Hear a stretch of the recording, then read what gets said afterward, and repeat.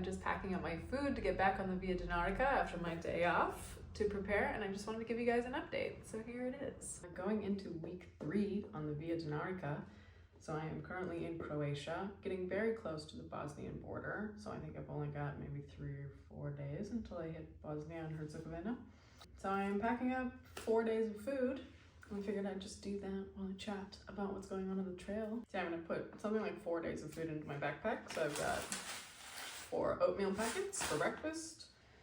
And I have various nuts and cranberries and snacks. And some tortillas for lunch. Those will go with some cheese and sausage. Nothing very exciting, really. Got some candy, more like nuts and things. I'm gonna consolidate those into probably one bag. Got a little bit of tuna here for dinner. Doing the ramen still, because that is just always my easiest go-to. So I just pop some tuna in with the ramen.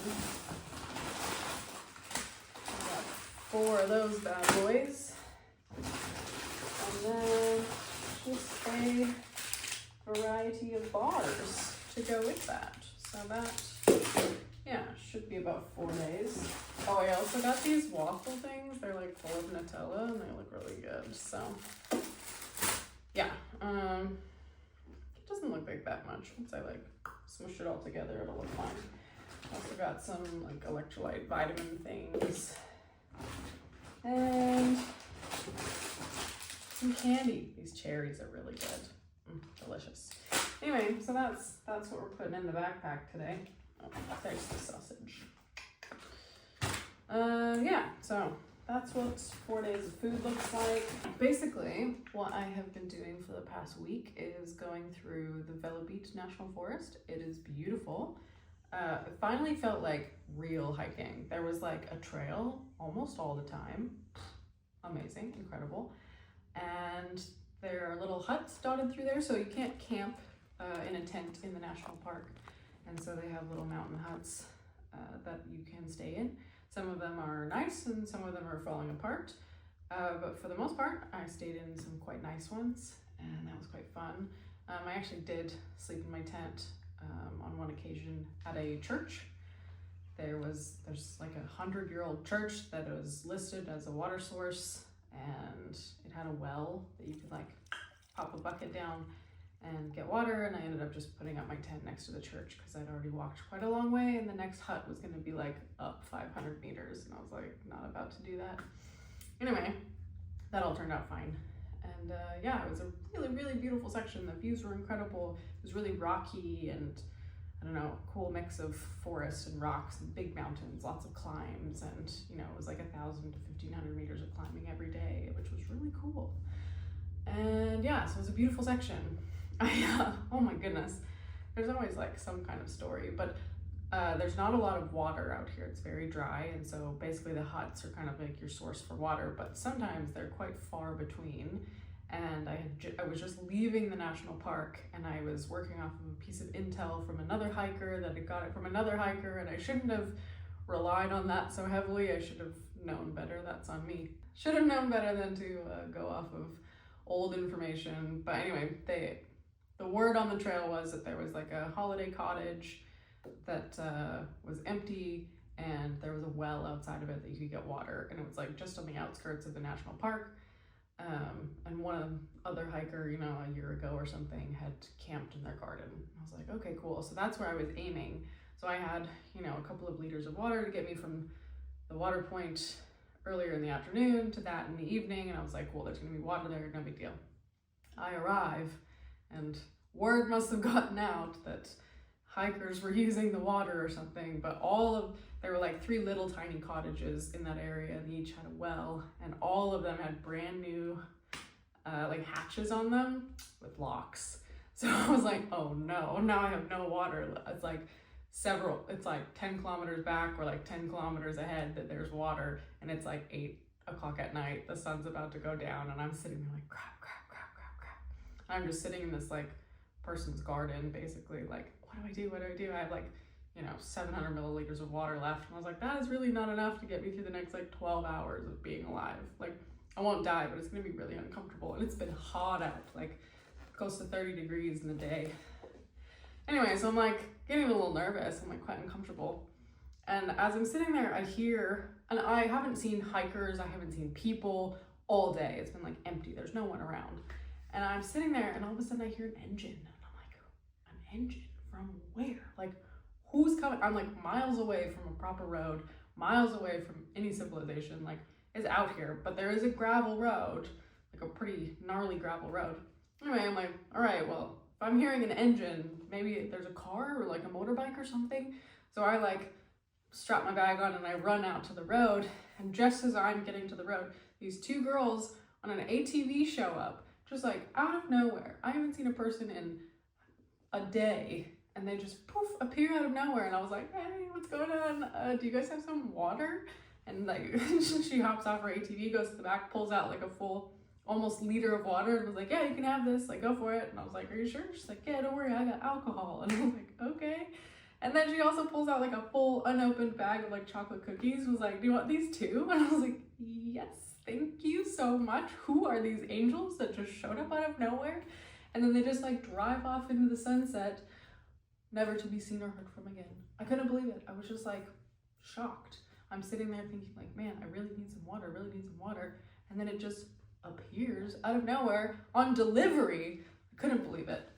Anyway, so then I was able to make my way, or like, survive the night. I got to drink some water. I was not crazy dehydrated. And in the morning, I'm walking, trying to get to the next water because it's quite far. And about an hour into my morning, I see this kind of like crumbled building. And I thought, you know what, I bet, because most of these buildings have wells, if you can see them. And so I walk around the back and yeah, there's a well and it doesn't have a bucket, but I had an extra water bottle that these girls had given me. So I tied a rock to the water bottle and made a little I bought 5 meters of paracord when I arrived in Slovenia for this specific purpose, because I knew that there would be wells. And I figured at some point I'm gonna need this bit of paracord to get some water out of this situation. Anyway, so yeah, I tied a rock to the water bottle, made myself a little basket, and I lowered it down into the well, and I got the water, and all was well in the world. And it was good because it was so hot. It was like another scorcher 30-degree day. Yeah. So yeah, that was pretty crazy. I couldn't believe it. And then what else happened in that section? That was the most mysterious for sure. I couldn't believe it. They just appeared out of nowhere, as if I had just called them on the phone and said, I need some water, please. Uber Eats. So then I walked into Croatia. I'm not sure, again, I don't know how to say these names, but I went there and I stayed in a little guest house again. They call them apartments here, but it's like a room in someone's house usually, or like some kind of complex that they own. And stayed overnight. And then in this morning, the trail was following a highway for about 50 kilometers. It would hop off and then hop on and hop off and hop on. And I'm like, that doesn't sound like a good time. And then there was a bit of a road closure, and I thought, you know what, I'm just gonna try and hitch to the next town. So my host works for the police, and he was like, oh yeah, actually it should be pretty easy to get a hitch. Why don't I take you to the good spot? So he drove me to the outskirts of town and was like, here's a little good spot for you to stand. The cars can pull over, super easy. And I was like, okay, great. And then, so he leaves, and then I stand there, and maybe the third car, a couple from Slovenia in a Tesla picked me up, and they're like, yeah, we could drive you almost all the way there. And I was like, heck yeah, okay. So they were super lovely. They gave me some water, and just we chit-chatted, and they took me about 40 kilometers and then dropped me off at an intersection. They were like, it should be pretty easy for someone to pick you up. And I had just put my backpack on and stuck my thumb out, and a van pulls up and is like, oh, get in, hop in. And it turned out to be some kind of community transportation, actually. I don't know exactly how you're supposed to call them. I don't think you're supposed to just hitch a ride, but he was like, yeah, hop in. And then was like, oh yeah, if you just give me €1, I'll take you all the way to Cannes. And I was like, okay, easy, great. And they dropped me off right downtown. It was just a van full of old men, and we all got dropped off in Cannes, and then I found this guest house here, which is great. So I could do my grocery shopping. I had to buy a new hat because I lost my hat. And yeah, my host here was lovely. He and his parents live in this complex and rent out rooms. And so they made lunch and invited me to join them, and we had, yeah, cabbage soup and bread. And then I did my grocery shopping and a little bit of just like catching up on life after being out of cell service for like 5 days. And then tomorrow I will go back to the trail and I will, yeah, head towards Bosnia. The trail, weirdly, does not go through a proper border crossing. However, it is illegal to cross the border at a not proper border crossing. So I don't know why they've put the trail that way. It seems very silly to me. But I will obviously be going up to the highway and walking through on the appropriate road, because I got word from a woman on Instagram that she went through on the trail and there were like police waiting for her, of course, and they fined her 500 euros for not using the appropriate channels to get into the country. And I was like, well, yeah, it kind of makes sense to me. Anyway, so I will be going through the proper channels, and I suppose I would recommend that everyone else does the same. Yeah, so that will be a few days from now, and then I will be in Bosnia. So I'm something like 400 or 500 kilometers in. Now it's very difficult to like really figure out where I am, because it's all just GPX, and that doesn't really tell me how far I've gone and where I am. I just sort of look at the map and figure out what's coming next. And I really don't know what's coming next. It's all going to be a surprise. There's some sort of closure coming up, I think, because there was like a landslide or something, and so one of the trails is closed, so I think I'll have to route around it or like hitch around it or something, but we'll figure that out. But yeah, I met 2 hikers finally after 2 weeks of being alone. A Belgian hiker named Antoine and an American hiker named Michi, and we all camped together at a campground, I don't know, like 5 days ago now.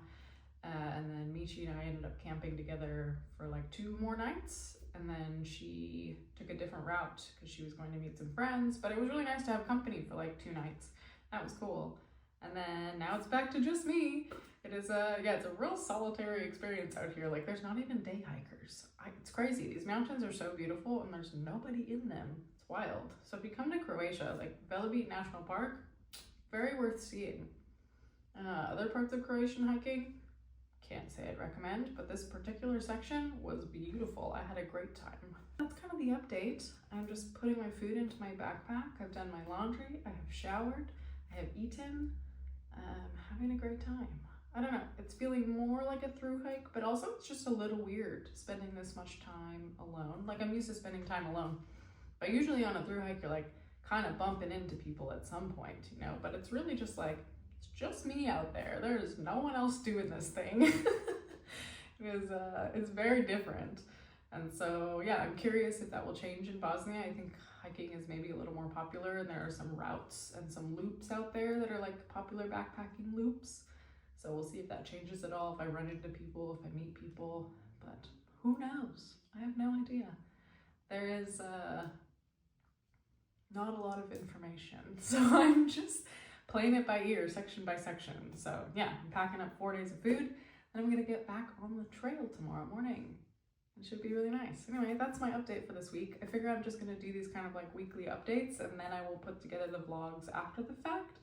And that will be a lot easier for me, and also like give you guys some updates and things to see. And I don't know if I will put some clips in here or what, but yeah, just wanted to like share what's going on. I also put this kind of stuff in my Patreon or also on my Instagram. I've been doing, you know, some stories and a little bit more updating on there as well. But yeah, go ahead and follow me on Instagram and subscribe to this channel, of course, if you're not already. I've got Via Dinarica updates coming up, and I will, yeah, just keep you guys posted. Thanks for watching.